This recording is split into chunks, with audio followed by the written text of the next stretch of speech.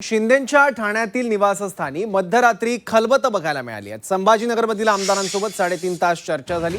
अब्दुल सत्तार सुद्धा बैठकीला उपस्थित। शिंदे घेतील तो निर्णय मान्य असेल असं अब्दुल सत्तार म्हणाले।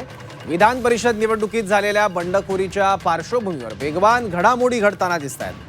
मध्यरात्री उपमुख्यमंत्री एकनाथ शिंदे यांच्या निवासस्थानी छत्रपती संभाजीनगरमधील आमदारांची महत्त्वाची बैठक पार पडली आहे। संजय शिरसाट, अब्दुल सत्तार या बैठकीला उपस्थित होते। यावर आयोजित बैठक ही जिल्हा मध्यवर्ती बँकेच्या निवडणुकी संदर्भात असल्याचं उपमुख्यमंत्री एकनाथ शिंदे यांनी सांगितलंय। तसंच बंडखोरी संदर्भात आज मुख्यमंत्र्यांसोबत बैठक असल्याचंही शिंदे म्हणाले। तर शिंदेंसोबत 3.5 तास चर्चा झाली असून शिंदेंनी दिलेले आदेश मान्य असतील असं अब्दुल सत्तार म्हणाले। संभाजीनगर की जिला मध्यवर्ती बैंक के चुनाव है। इस चुनाव के लिए सब लोग आए थे। विधानसभा के आमदार थे, खासदार थे, पालक मंत्री थे। उसमें सब चर्चा हुई है और महायुति के माध्यम से चुनाव लड़ने का निर्णय हुआ है। महायुति चुनाव लड़ेगी और जीतेगी। ये तो हमारे जो बॉस है, सबके जो रिमोट कंट्रोल है, वो जो बोलेंगे वही होगा। शेवटी आमच्या पक्षाच्या प्रमुखाचा आदेशाचा पालन करणारे आम्ही लोक आहोत। आज आम्हाला साहेबांनी बोलवलं, आम्ही 3.5 तास सर्वाला त्यांनी व्यवस्थित वेळ दिला, सर्व समजून घेतला।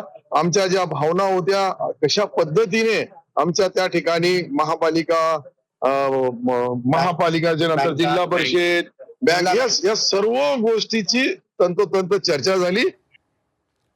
आणि याबद्दल माहिती घेण्यासाठी आपले प्रतिनिधी स्वप्नील जाधव आता आपल्या सोबत आहे। स्वप्नील, काल दिवसभर आणि त्यानंतर मध्यरात्री ज्या घडामोडी घडल्या आणि त्यानंतर आता सत्तारांनी काय भूमिका आहे ती स्पष्ट केली, आज नेमकं काय घडू शकतं? नक्कीच काल जो हाय व्होल्टेज ड्रामा घडला, यानंतर आज हा कुठेतरी ड्रामा संपेल असं एकंदरीत चित्र पाहायला मिळतंय। कारण 3.5 तास उपमुख्यमंत्री आणि शिवसेनेचे मुख्य नेते एकनाथ शिंदे यांच्या उपस्थितीमध्ये मराठवाड्यामधील पश्चिम एकूणच आपण जर बघितलं छत्रपती संभाजीनगरमधील सर्व नेत्यांची बैठक झाली। अब्दुल सत्तार या ठिकाणी होते। नाराज आहेत अब्दुल सत्तार अशा बातम्या होत्या, कारण अब्दुल सत्तार यांना विधान परिषदेच्या जागी आपल्या मुलाचा अर्ज भरलेला आहे, तो माघार घ्यावा लागणार अशा प्रकारची स्थिती आहे। आज मुख्यमंत्री देवेंद्र फडणवीस यांच्यासोबत बैठक होणार आहे आणि बैठकीमध्ये पुढील निर्णय जो आहे तो घेण्यात येणार आहे। मात्र काल जवळपास चित्र स्पष्ट झालेलं आहे।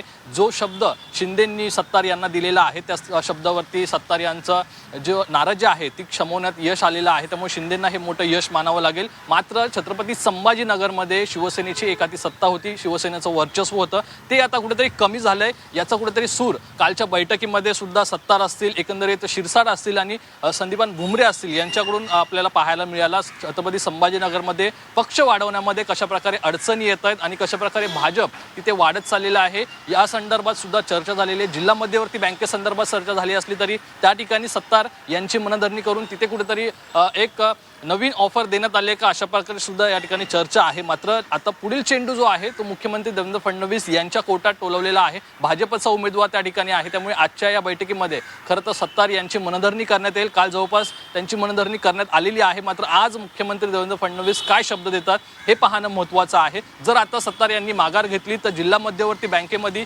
सत्तार यांना लॉटरी लागणार का, त्यांच्या मुलाला त्या ठिकाणी संधी देण्यात येणार का, तिकडे चांगलं पद हे त्यांना देण्यात येणार का अशी चर्चा आहे। त्यावरती सुद्धा आज स्पष्टोक्ती येण्याची शक्यता आहे। त्यामुळे काल जो हाय व्होल्टेज ड्रामा घडला, यानंतर आज कुठेतरी महायुतीची पत्रकार परिषद होणार आहे। त्यानंतर जवळपास सत्तार यांची माघार आपल्याला पाहायला मिळू शकते।